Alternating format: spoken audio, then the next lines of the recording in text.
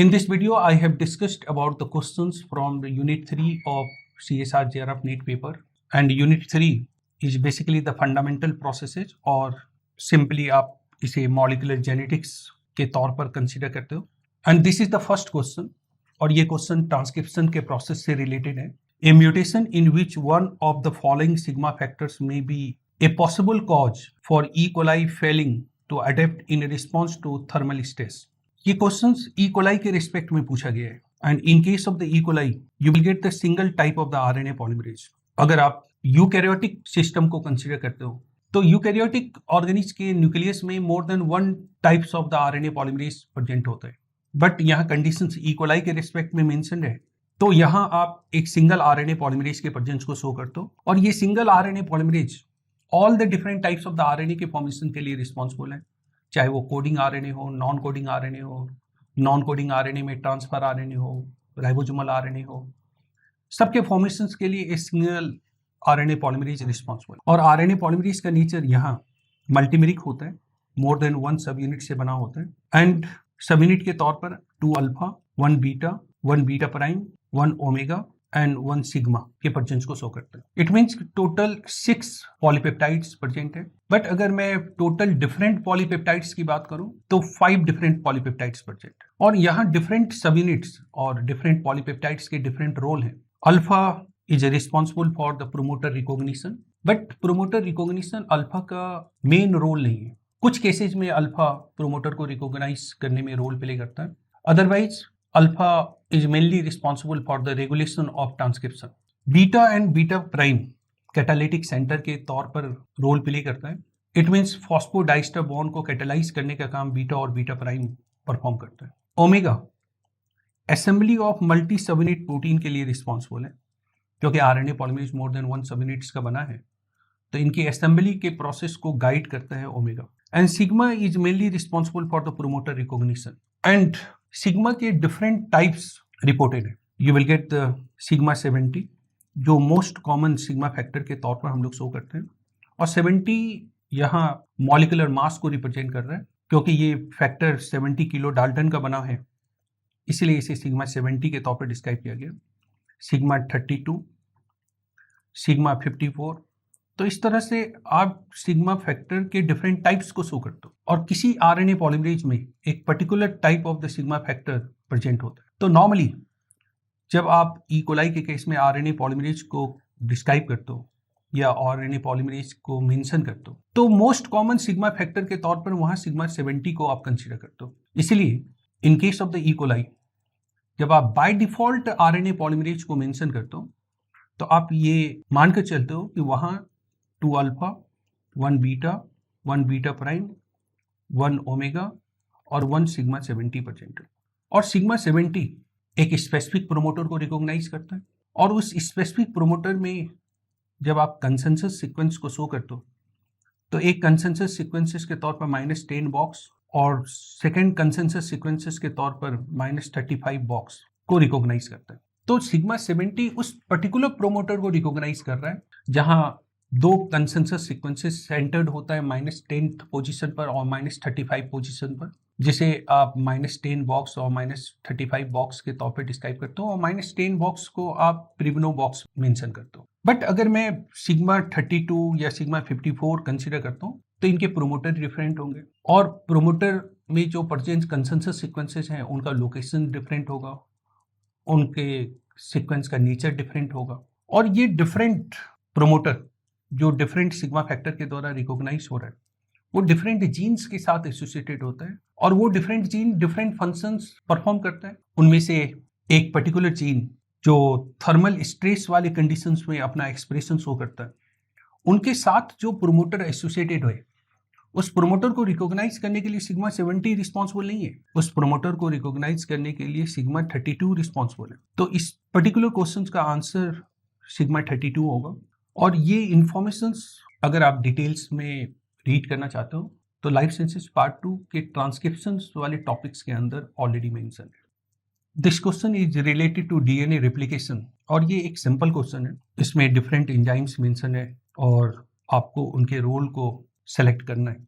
Topoisomerase enzyme, इनके 2 different types आप organic में शो करते हो. One is the type 1 and second is the type 2। और टाइप 1 एंड टाइप 2 में बेसिक डिफरेंसेस ये हैं कि टाइप 1 टोपोइसमरेज डबल स्ट्रैंडेड डीएनए के एक स्ट्रैंड में प्रेजेंट फॉस्फोडाइस्टर बॉन्ड को ब्रेक करता है और फिर उसे रीसेल करता है, जबकि टाइप 2 डबल स्ट्रैंडेड डीएनए के दोनों स्ट्रैंड को ब्रेक करता है और उसे रीसेल करता है।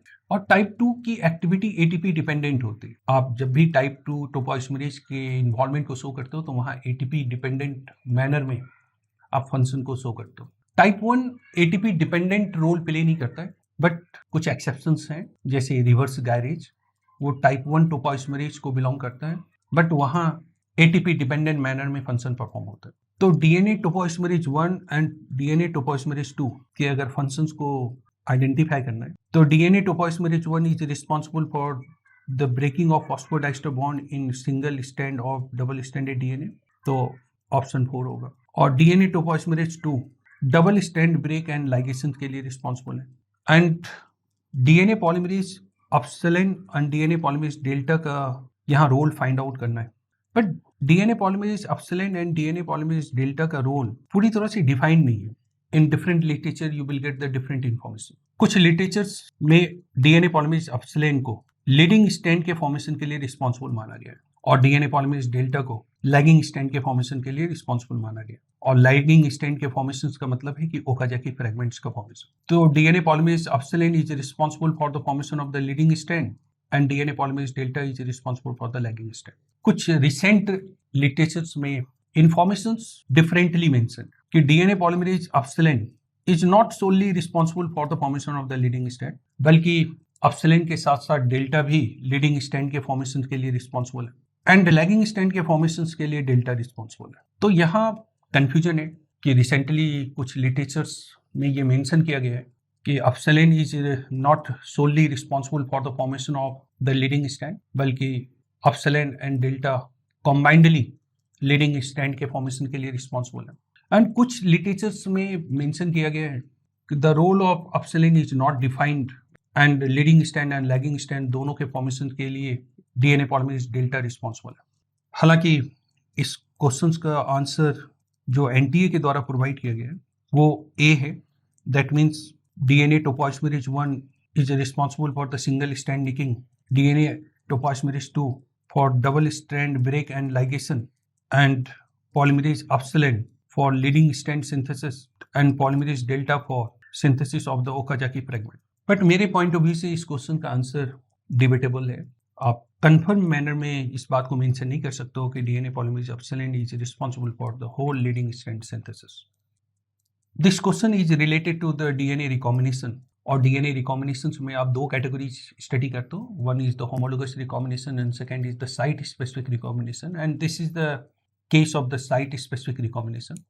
And in case of the site specific recombination you will get the several example। उनमें से एक एग्जाम्पल है क्री mediated site specific recombination, जिसमें एंजाइम्स के तौर पर क्री रिकॉम्बिनेज पार्टिसिपेट करता है और सीक्वेंस जिसके साथ क्री रिकॉम्बिनेज बाइंडिंग शो करता है दैट इज द LOXP। तो आपको यहाँ इनकरेक्ट स्टेटमेंट को फाइंड आउट करना है। तो सबसे पहले मैं LOXP एंड क्री रिकॉम्बिनेज को डिस्क्राइब कर रहा हूँ and then you can easily find out the correct answer। और ये क्वेश्चंस पहले भी पूछे जा चुके हैं, this is not a very new question, previous year के पेपर में आपको प्रेजेंट मिलेगा। Now first see the features related to the Cre recombinase. See Cre recombinase P1 फाज encoded protein है और ये 38 किलो डाल्टन का प्रोटीन है and it belongs to the tyrosine recombinase family.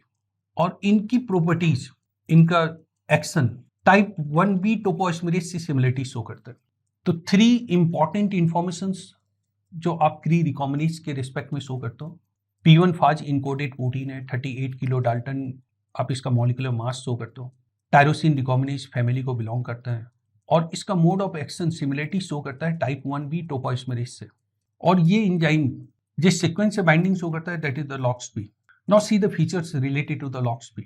क्री रिकॉम्बिनेज जिस सीक्वेंस से बाइंडिंग शो करता है दैट इज द LOXP, और LOXP 34 base pair long segment को रिप्रेजेंट करते हैं। अगर आप LOXP के स्ट्रक्चर को चेक करो तो here you will get the inverted repeat, और 13 बेस पेयर का मैं यहाँ इन्वर्टेड रिपीट शो कर रहा हूँ। और जब भी आप सीक्वेंस को रीड करते हो तो 5' to 3' डायरेक्शन में रीड करते हो, तो this is the 5' and this is the 3'। और अगर मैं इस पर्टिकुलर सीक्वेंस को रीड कर रहा हूँ तो दिस इज द 5 प्राइम और दिस इज द 3 प्राइम, और ये 13 बेस पेयर का इन्वर्टेड रिपीट 8 पेयर के सीक्वेंस को, जिसे आप स्पेशल रीजन के तौर पर आप कंसिडर करते हो, इन्हें सेपरेट करता है। एंड दिस होल स्ट्रक्चर को आप लॉक्स पी के तौर पर डिस्क्राइब करते हो, और इसी लॉक्स पी के साथ क्री रिकॉम्बिनेज एंजाइम की बाइंडिंग होती है और साइट स्पेसिफिक रिकॉम्बिनेशन परफॉर्म होता है। अब साइट स्पेसिफिक रिकॉम्बिनेशन के दौरान क्री रिकॉम्बिनेज डिलीशन कॉज करेगा, इन्वर्जन कॉज करेगा, ट्रांसलोकेशन कॉज करेगा। ये 2 पैरामीटर्स पे डिपेंड करता है। उनमें से एक पैरामीटर के तौर पर आप कंसीडर करते हो orientation of the lox P site, lox P site किस मैनर में ओरिएंटेड है, and second is the location of the lox P site. तो orientation of the lox P site and the location of the lox P site, ये दोनों decide करेगा कि Cre recombinase enzyme site specific recombination के दौरान deletion cause करेगा, inversion cause करेगा या ट्रांसलोकेशन कॉज करेगा। Now you see this figure. अब यहाँ लॉक्स पी का ओरिएंटेशन इन्वर्टेड है, तो इस पर्टिकुलर कंडीशन में जब आप क्री रिकॉम्बिनेज एंजाइम को अप्लाई करते हो और साइट स्पेसिफिक रिकॉम्बिनेशन परफॉर्म होता है, तो जीन या डीएनए का सीक्वेंस इस लॉक्स पी के बीच प्रेजेंट है, उनका इन्वर्जन होता है। क्योंकि आप देखो यहाँ डायरेक्शन मैं ये शो कर रहा हूँ और यहाँ डायरेक्शन 180 डिग्री से चेंज हो गया। तो अगर लॉक्स पी इन्वर्टेड कंडीशंस में प्रेजेंट है तो क्री रिकॉम्बिनेज के प्रेजेंस में जब यहाँ साइट स्पेसिफिक रिकॉम्बिनेशन परफॉर्म होगा तो इन 2 लॉक्स पी के बीच जो डीएनए का सेगमेंट प्रेजेंट होगा उनका 180 डिग्री से इन्वर्जन कॉज होगा। तो इस कंडीशन में आप इन्वर्जन शो करोगे। अगर लॉक्स पी का ओरिएंटेशन डायरेक्ट है तो इस कंडीशन में क्री रिकॉम्बिनेज के प्रेजेंस में साइट स्पेसिफिक रिकॉम्बिनेशन से यहाँ डिलीशन परफॉर्म हो रहा है, क्योंकि जीन एक्स को अगर मैं इन 2 लॉक्स पी के बीच अगर शो कर रहा हूँ तो रिकॉम्बिनेशन के प्रोसेस के बाद अब ये रिमूव हो रहा है। एंड थर्ड कंडीशन, अगर लॉक्स पी का लोकेशन 2 डिफरेंट क्रोमोजोम पर है और सेम ओरिएंटेशंस में प्रेजेंट है तो फिर यहाँ ट्रांसलोकेशन का प्रोसेस परफॉर्म होगा। ये पर्टिकुलर पोर्शन नीचे और ये पोर्शन ऊपर, इट मीन्स रेसिप्रोकल ट्रांसलोकेशन का प्रोसेस यहाँ परफॉर्म हो रहा है। तो आप इजीली फाइंड आउट कर सकते हो कि what should be the correct answer. तो orientation of the lox P site and the location of the lox P site, ये दोनों डिसाइड करता है कि डिलीशन का प्रोसेस परफॉर्म होगा, इन्वर्जन का प्रोसेस परफॉर्म होगा या ट्रांसलोकेशन का प्रोसेस परफॉर्म होगा।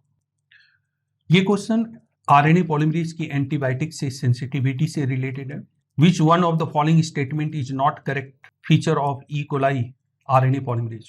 जैसा कि मैं फर्स्ट क्वेश्चन को डिस्कस करते समय मेंशन किया कि आरएनए पॉलीमरेज जब आप ई कोलाई में शो करते हो तो यहाँ मल्टीमेरिक नेचर मिलता है, 2 alpha 1 beta 1 beta prime 1 omega and 1 sigma, और जो मोस्ट कॉमन सिग्मा फैक्टर आप शो करते हो दैट इज द सिग्मा 70, और यहाँ बीटा और beta prime catalytic centre form करते हैं। तो जब आप रिफाम्पिसिन एज एन एंटीबायोटिक के तौर पर अप्लाई करते हो उसका बाइंडिंग साइट यही कैटालिटिक सेंटर होता है। अगर बीटा और बीटा प्राइम में कोई म्यूटेशंस हो जाए और म्यूटेशंस के कारण बाइंडिंग साइट चेंज हो जाए तो फिर रिफाम्पिसिन की बाइंडिंग नहीं हो पाएगी और रिफाम्पिसिन अपना एक्शन शो नहीं कर पाएगा। Now we should find out the correct option, और यहाँ इनकरेक्ट ऑप्शंस को हमें फाइंड आउट करना है। फर्स्ट स्टेटमेंट है द प्रेजेंस ऑफ सिग्मा सब unit along with alpha 2 beta beta prime omega core RNA polymerase is required for its promoter specific binding। ये correct statement, क्योंकि मैं ऑलरेडी मेंशन कर चुका हूँ कि sigma is responsible for the promoter recognition, और जब आप सिग्मा के अलावे बाकी कंपोनेंट को कंसिडर करते हो तो आप इसे डिस्क्राइब करते हो कोर एंजाइम के तौर पर, और जब आप सिग्मा फैक्टर्स को इंक्लूड करते हो तो इसे आप डिस्क्राइब करते हो होलो एंजाइम के तौर पर, और इस होलो एंजाइम में सिग्मा का रोल प्रोमोटर को रिकॉग्नाइज करना है। It means promoter specific binding show करता है। तो this is the correct statement. The presence of sigma सब unit along with the core RNA polymerase is not necessary for the core RNA polymerase to bind to the DNA template। C sigma factor का role promoter recognition में transcription के process को catalyse करने के लिए जो component responsible है वो है कोर कंपोनेंट। उस कोर कंपोनेंट का पार्ट सिग्मा नहीं होते, और वो कोर कंपोनेंट डिसाइड करता है कि आउट ऑफ द 2 स्टैंड कौन सा स्टैंड टेम्पलेट के तौर पे काम करेगा। And it is the function of the core component to decide out of the two stand which stand will act as a template. तो ये भी स्टेटमेंट करेक्ट स्टेटमेंट है. Presence of the sigma subunit along with the core RNA polymerase is not necessary for the core RNA polymerase to bind to the DNA template.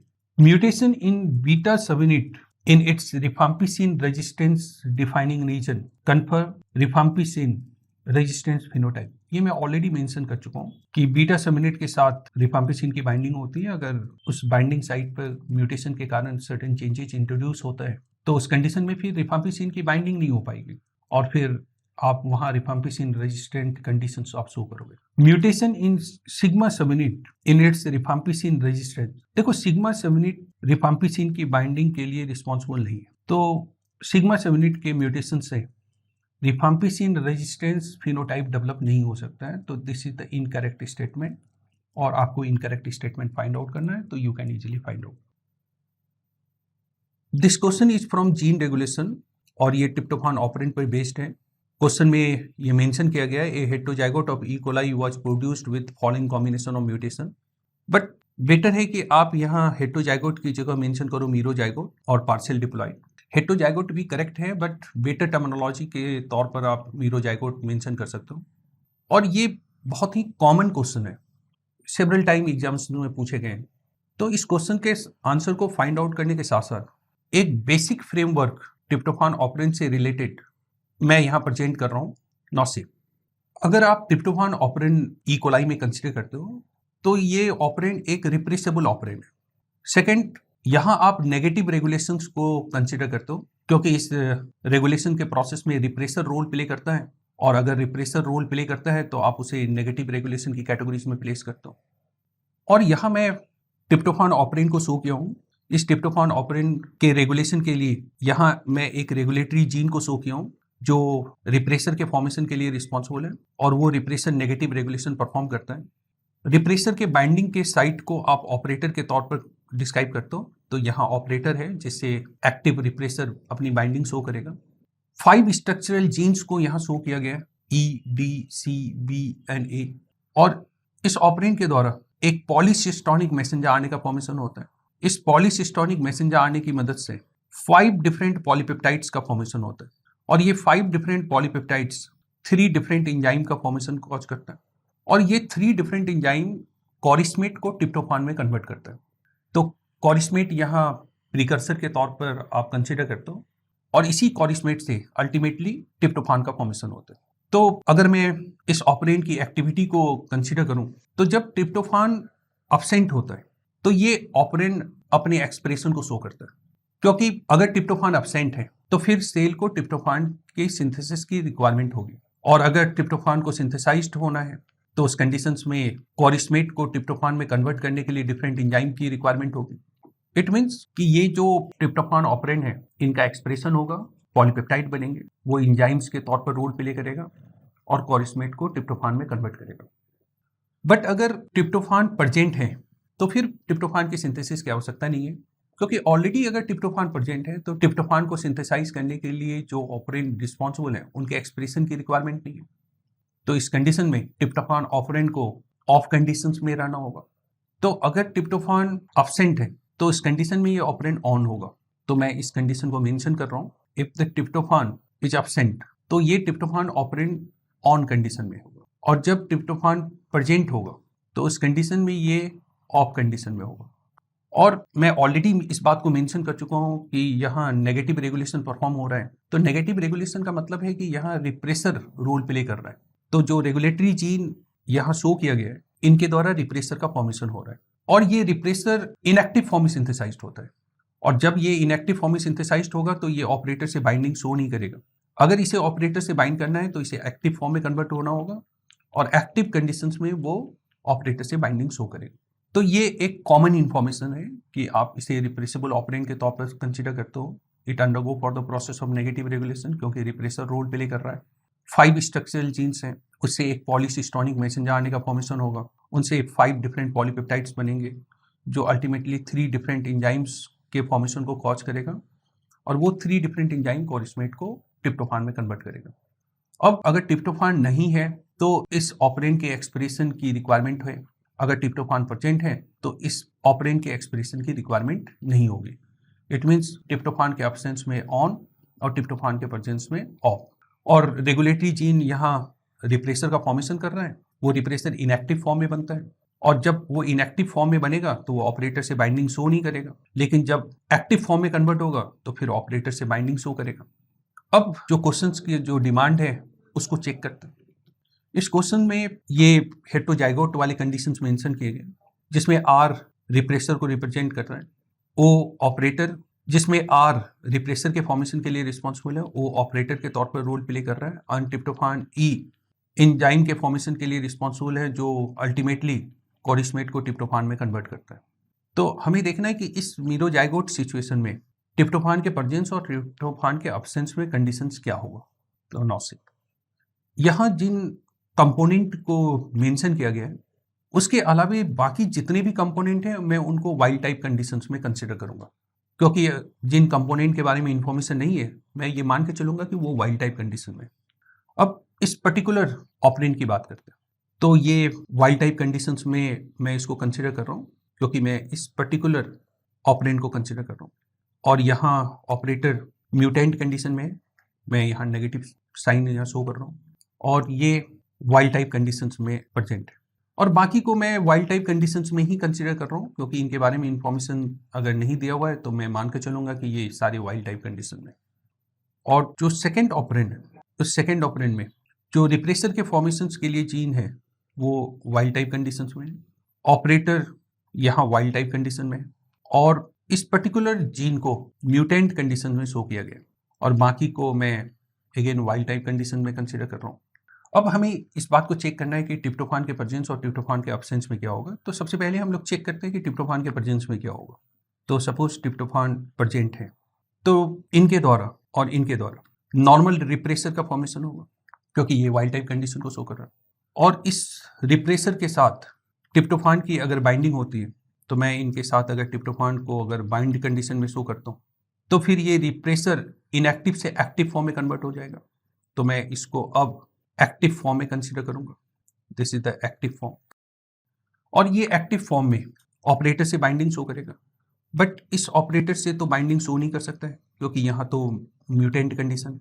इस operator से binding show कर सकता है क्योंकि ये wild type condition को show कर रहा है, और अगर इस ऑपरेटर से बाइंडिंग नहीं शो किया तो फिर इस कंडीशन में यहाँ ट्रांसक्रिप्शन का प्रोसेस रिप्रेस नहीं होगा, आरएनए पॉलीमरेज ट्रांसक्रिप्शन के प्रोसेस को कॉज करेगा, और ट्रिप्टोफान ई जीन प्रोटीन के फॉर्मेशन को कॉज करेगा, तो इनके द्वारा प्रोटीन का फॉर्मेशन होगा, क्योंकि आप इसे ऑन कंडीशन में कंसीडर करोगे, और रिप्रेसर एक्टिव फॉर्म में इनके साथ बाइंडिंग शो कर रहा है, तो बाइंडिंग शो कर रहा है तो इस पर्टिकुलर ऑपरेंड में एक्सप्रेशन नहीं होगा, तो ऑफ कंडीशन में रहेगा, और अगर एक्सप्रेशन होता भी तब भी ये पर्टिकुलर जीन प्रोडक्ट का फॉर्मेशन करता नहीं, क्योंकि आप इसे तो म्यूटेंट कंडीशन में शो कर रहे हो।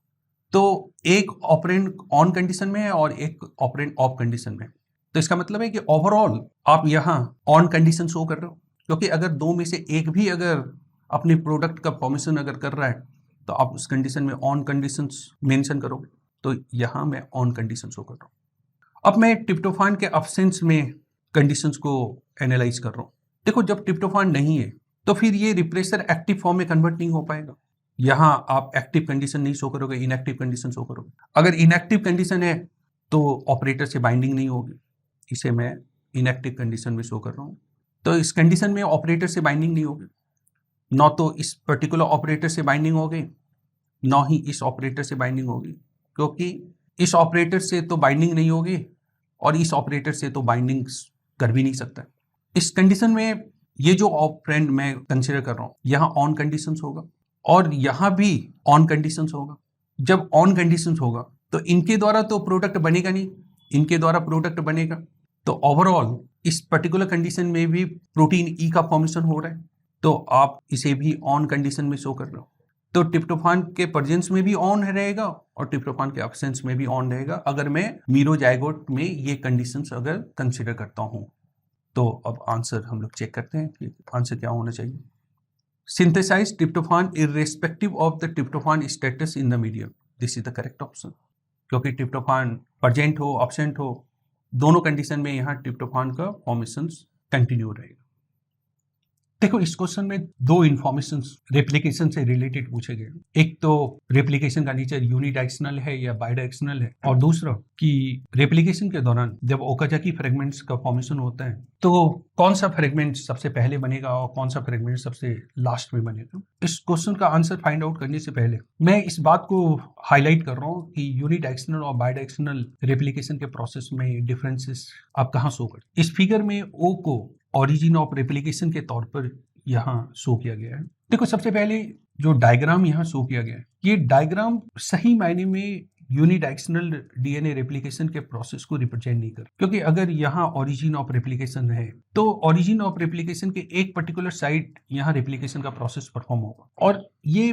डायग्राम बेसिकली ऐसा होना चाहिए। ओरिजिन ऑफ रेप्लिकेशन से डीएनए रेप्लिकेशन का प्रोसेस स्टार्ट हुआ तो सबसे पहले डीएनए मेल्ट करेगा, मेल्ट करने के बाद एक पर्टिकुलर डायरेक्शन में डीएनए रेप्लिकेशन का प्रोसेस परफॉर्म होगा, और अगर ओरिजिन और रेप्लिकेशन के दोनों डायरेक्शंस में अगर रेप्लिकेशन का प्रोसेस परफॉर्म होता तो उसे आप बायडायरेक्शनल डीएनए रेप्लिकेशन के तौर पर डिस्क्राइब करते। तो कभी कभी डायग्राम के कारण भी चीजों को अंडरस्टैंड करने में दिक्कत आती है। यहाँ चूंकि एक ही पर्टिकुलर डायरेक्शन में डीएनए रेप्लिकेशन का प्रोसेस परफॉर्म हो रहा है तो आप इस कंडीशन में इसे यूनिडायरेक्शनल डीएनए रेप्लिकेशन के तौर पर कंसीडर करो। अब क्वेश्चन है कि यूनिडायरेक्शनल डीएनए रेप्लिकेशन हो या बायडायरेक्शनल हो, आप एक कंटिन्यूअस स्ट्रैंड के फॉर्मेशन को शो करते हो और दूसरे स्ट्रैंड के द्वारा डिसकंटिन्यूअस स्ट्रैंड का फॉर्मेशन परफॉर्म होता है। तो जो डिसकंटिन्यूअस स्ट्रैंड परफॉर्म हो रहा है उनमें से कौन सा स्ट्रैंड पहले परफॉर्म होगा, कौन सा बाद में परफॉर्म होगा, इस कंडीशंस को समझने के लिए आप एक डायग्राम को अंडरस्टैंड करो। सपोज ये मैं डीएनए रेप्लिकेशन के प्रोसेस को शो कर रहा हूँ एक पर्टिकुलर हाफ में। मैं इस हाफ को कंसिडर कर रहा हूँ क्योंकि मुझे यूनिडायरेक्शनल कंसिडर करना है, तो मैं एक हाफ को कंसिडर कर रहा हूँ। This is the 3' and and this is the 5' and, 3' and 5'। और जब भी डीएनए पॉलीमरेज के द्वारा रेप्लिकेशन का प्रोसेस परफॉर्म होता है तो रेप्लिकेशन का प्रोसेस और डीएनए के दो स्ट्रैंड के सेपरेशन का प्रोसेस साइमल्टेनियसली होता है। ऐसा नहीं होता है कि सबसे पहले ये डीएनए के दोनों स्ट्रैंड सेपरेट हो जाएं और तब फिर डीएनए रेप्लिकेशन का प्रोसेस परफॉर्म हो, ऐसा नहीं हो। ये दोनों प्रोसेस साइमल्टेनियसली होना। और एक चीज ये भी ध्यान में रखना है कि जब ये डीएनए रेप्लिकेशन का प्रोसेस होगा तो दोनों स्ट्रैंड साइमल्टेनियसली रेप्लिकेट करेगा। ऐसा नहीं है कि एक स्ट्रैंड का रेप्लिकेशन कंप्लीट हो जाएगा तब फिर दूसरे स्ट्रैंड का रेप्लिकेशन होगा, ऐसा नहीं। और इस बात के बारे में आपको ऑलरेडी जानकारी है कि डीएनए रेप्लिकेशन का प्रोसेस 5' to 3' डायरेक्शन में होता है और उसके लिए प्राइमर की रिक्वायरमेंट होती है। तो सपोज ये मैं प्राइमर को शो कर रहा हूँ और this is the 5' end of the primer, और डीएनए पॉलीमरेज 3' OH एंड को एक्सटेंड करना स्टार्ट करेगा। तो जब ये 3' OH एंड को एक्सटेंड करेगा तो इस कंडीशन में ये डीएनए का सिंथेसिस का प्रोसेस परफॉर्म होगा। तो 5' से 3' डायरेक्शन में डीएनए के सिंथेसिस का प्रोसेस परफॉर्म हुआ और इस स्टैंड को आप लीडिंग स्टैंड के तौर पर डिस्क्राइब। अब क्वेश्चन है कि जो सेकेंड स्टैंड है यहाँ भी डीएनए के सिंथेसिस के प्रोसेस को शो करना है, बट यहाँ डीएनए सिंथेसिस के प्रोसेस में एक प्रॉब्लम है। प्रॉब्लम ये है कि अगर मैं यहाँ प्राइमर के प्रेजेंस को शो करता हूँ तो प्राइमर का ये एंड 3' होगा और अपोजिट एंड 5' होगा, और डीएनए पॉलीमरेज कभी भी 3' to 5' डायरेक्शन में रेप्लिकेशन परफॉर्म नहीं करता। तो इस प्राइमर की मदद से रेप्लिकेशन का प्रोसेस इस स्टैंड में परफॉर्म नहीं हो सकता। तो ऐसे कंडीशन में यहाँ प्राइमर का अटैचमेंट नहीं होगा। अब इसे अगर प्राइमर को अगर डेवलप करना है तो यहाँ एक प्राइमर का डेवलपमेंट होगा और इस प्राइमर की मदद से फिर यहाँ डीएनए सिंथेसिस का प्रोसेस परफॉर्म हो सकता है, क्योंकि प्राइमर अगर यहाँ डेवलप हुआ है तो प्राइमर का ये एंड 3' एंड को शो करेगा, और अगर ये एंड 3' एंड को शो कर रहा है तो ऐसे कंडीशन में डीएनए पॉलीमरेज इस डायरेक्शन में डीएनए को सिंथेसाइज करेगा। तो दोनों स्टैंड रेप्लिकेट हुआ, एक स्टैंड थोड़ा पहले रेप्लिकेट हुआ और दूसरा स्टैंड कुछ समय के बाद रेप्लिकेट हो रहा है। तो एक को आप लीडिंग स्टैंड के तौर पर डिस्क्राइब करते हो और दूसरे को आप लैगिंग स्टैंड के तौर पर डिस्क्राइब करते हो, क्योंकि स्लाइटली कुछ समय के बाद ये रेप्लिकेशन का प्रोसेस इस स्टैंड में परफॉर्म हुआ तो आप इसे लैगिंग स्टैंड के तौर पर डिस्क्राइब करते हो। अब ये पोर्शन रेप्लिकेट हो चुका है, अब इससे आगे का पोर्शन रेप्लिकेट अगर होना है तो उस रेप्लिकेशन के प्रोसेस के लिए मेल्टिंग परफॉर्म होगा, और मेल्टिंग के प्रोसेस के दौरान अगर मैं लीडिंग स्टैंड और लैगिंग स्टैंड को अगर यहाँ शो कर रहा हूँ तो जो पोर्शंस लीडिंग स्टैंड के तौर पर और लैगिंग स्टैंड के तौर पर सिंथेसाइज्ड हो चुका है, यहाँ तक ऑलरेडी सिंथेसाइज्ड हो चुका था, इसके आगे ओपनिंग हुई तो ये सिंथेसिस का प्रोसेस आगे कंटिन्यूसली चलता रहा। तो इसका मतलब है कि जो लीडिंग स्टैंड है वो कंटिन्यूस स्टैंड के तौर पर सिंथेसाइज्ड होता गया, बट जो लैगिंग स्टैंड यहाँ सिंथेसाइज्ड हुआ था। अब अगर मुझे यहाँ फर्दर डीएनए सिंथेसिस के प्रोसेस को शो करना है तो यहाँ डीएनए सिंथेसिस के प्रोसेस के लिए अगेन एक प्राइमर की रिक्वायरमेंट होगी, क्योंकि this and is the 5' and. इस 5' एंड को एक्सटेंड किया नहीं जा सकता। तो ऐसे कंडीशन में एक और प्राइमर की आवश्यकता हो, और उस प्राइमर की मदद से जब डीएनए को सिंथेसाइज किया जाएगा तो डीएनए फ्रेगमेंट्स के फॉर्म में सिंथेसाइज्ड होगा। तो इस कंडीशंस में जो फर्स्ट जो फ्रेगमेंट बना, मैं अगर उसे ए टर्म दो तो सेकेंड फ्रेगमेंट के तौर पे ये बना। और चूंकि ये फ्रेगमेंट में बन रहा है, इसे आप ओकाजाकी फ्रेगमेंट्स के तौर पे करते हो या डिसकंटिन्यूअस फ्रेगमेंट के तौर पर आप इसे डिस्क्राइब करते हो। तो जो लीडिंग स्टैंड है वो तो कंटिन्यूसली बनता चला गया, और जो लैगिंग स्टैंड है वो डिसकंटिन्यूसली बनता जा रहा है, और ओवरऑल प्रोसेस को आप सेमी डिसकंटिन्यूअस प्रोसेस के तौर पर डिस्क्राइब करते हो। तो ये यूनिडायरेक्शनल है, और जो फर्स्ट जो फ्रेगमेंट बनेगा वो फ्रेगमेंट सी होगा, सेकेंड फ्रेगमेंट बी होगा, और थर्ड फ्रेगमेंट ए होगा, क्योंकि यहाँ मैं इस फ्रेगमेंट को फर्स्ट फ्रेगमेंट के तौर पे सिंथेसाइज किया हूँ। इसके बाद ओपनिंग होगी, ये सेकेंड फ्रेगमेंट के तौर पे बनेगा। तो इस तरह से आप नंबर ऑफ फ्रेगमेंट्स और कौन सा फ्रेगमेंट पहले बनेगा, कौन सा फ्रेगमेंट बाद बनेगा, इसे भी आप फाइंड आउट कर सकते हो। This question is related to protein synthesis, और इस क्वेश्चन में स्टेटमेंट मेंशन किया गया है, the precise recognition of transfer RNA by their cognate amino acid transfer RNA synthetase is crucial for the fidelity of protein synthesis in the context of amino acylation of transfer RNA alanine। देखो, जब आप amino acyl transfer RNA synthetase को consider करते हो तो ये amino acyl transfer RNA synthetase amino acid specific होता है। एक स्पेसिफिक अमीनो एसिड के लिए आप एक specific amino acyl transfer RNA synthetase show करते हो। तो अगर 20 स्टैंडर्ड अमीनो एसिड्स आप कंसीडर कर रहे हो तो 20 different types of the amino acyl transfer RNA synthetase present होगा। और amino acyl transfer RNA synthetase अगर ये ग्लाइसिन स्पेसिफिक है तो ये ग्लाइसिन के साथ बाइंडिंग शो करेगा, और ग्लाइसिन के लिए जो कॉग्नेट ट्रांसफर आरएनए है उन्हें भी रिकॉग्नाइज करेगा और उनके साथ भी बाइंडिंग शो करेगा। तो amino acyl transfer RNA synthetase amino acid के साथ बाइंडिंग भी शो कर रहा है, और उस अमीनो एसिड के लिए स्पेसिफिक ट्रांसफर आरएनए से भी बाइंडिंग शो कर रहा है, और तभी ये ट्रांसफर आरएनए के साथ अमीनो एसिड को कोवलेंटली लिंक करता है। तो जब ये ट्रांसफर आरएनए को रिकॉग्नाइज करता है तो मोस्ट ऑफ द केसेस में एक्सेप्टर आर्म और एंटीकोडॉन लूप इन दोनों के फीचर्स को रिकॉग्नाइज करता है, और रिकॉग्नाइज करने के बाद कॉग्नेट ट्रांसफर आरएनए के साथ बाइंडिंग शो करता है। And only exceptions you will found in case of the leucine, serine and alanine, as these transfer RNA have multiple isoacceptors with too many different anticodons nucleotide। क्योंकि अगर आप serine का case आप अगर consider करते हो तो सेरीन के 6 कोडॉन्स होते हैं, और 6 कोडॉन्स को रिकॉग्नाइज करने के लिए 6 एंटीकोडॉन होगा। इट मींस कि 6 डिफरेंट ट्रांसफर आरएनए सेरीन के साथ बाइंडिंग शो कर सकते। तो वहां रिकॉग्निशन का प्रोसेस के लिए अल्टरनेटिव कंडीशंस आप शो कर, तो अल्टरनेटिव कंडीशंस आप ल्यूसीन में, सेरीन में, एलानिन में अगर आप शो कर रहे हो तो वो अल्टरनेटिव कंडीशंस भी सेम नहीं हो सकता है। अब जैसे मैं अभी सेरीन के केस में मेंशन किया कि recognition element you will found in the D stem and extra long variable loop, और एलानिन के केस में द यूनिक बेस पेयर जो कि 3rd पोजीशन पे जी है और 70th पोजीशन पे यू है इन द एक्सेप्टर आर्म, ये यहाँ इंपॉर्टेंट रोल प्ले करता है कि amino acyl transfer RNA synthetase जो एलानिन स्पेसिफिक है वो इसी पर्टिकुलर इंफॉर्मेशन के आधार पर एलानिन स्पेसिफिक ट्रांसफर आरएनए को रिकॉग्नाइज करता है और उनके साथ बाइंडिंग शो करता है। तो ये क्वेश्चंस हाईली स्पेसिफिक है क्योंकि यहाँ कंडीशंस जनरलाइज्ड मैनर में पूछा नहीं गया। अब जो एक्सेप्शनल केसेज हैं उसके आधार पर ये क्वेश्चंस डिजाइन किया गया है, जैसा कि ल्यूसीन है, सेरीन है, एलानिन है, इसके रेस्पेक्ट में शो किया गया। अगर जनरलाइज्ड होता तब तो आप एंटीकोडॉन लूप, एंटीकोडॉन स्टेम और एक्सेप्टर आर्म इनके फीचर्स के आधार पर amino acyl transfer RNA synthetase transfer RNA को रिकॉग्नाइज करता। अब मैं डिफरेंट स्टेटमेंट्स को रीड कर रहा हूँ। Anticodon of transfer RNA alanine make important contribution to the specificity of amino acylations of, this is not a correct statement. Mutational analysis have shown that amino acylation of the transfer RNA alanine by alanine specific amino acyl transfer RNA synthetase, the presence of a vowel pair in the acceptor arm, ये correct statement है क्योंकि this important base pairing crucial role play करता है। Amino acylations of transfer RNA by occur even if the anticodon of the transfer RNA is mutated, क्योंकि anticodon के information के आधार पर recognise हो नहीं रहा है, तो अगर एंटीकोडॉन में अगर म्यूटेशंस परफॉर्म भी होता है तब भी ये कंडीशन जो है अफेक्टेड नहीं होगा।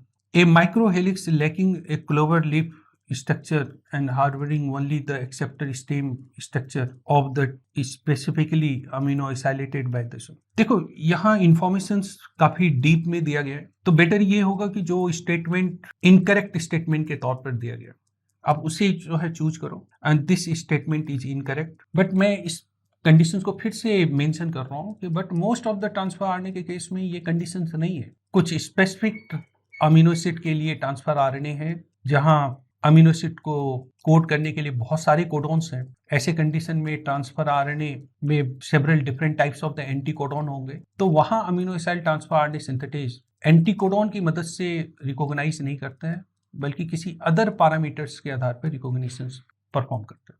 So this is all about the solutions and explanations of the unit 3 questions. अब नेक्स्ट मैं यूनिट 5 एंड यूनिट 8 के क्वेश्चंस को डिस्कस करूंगा।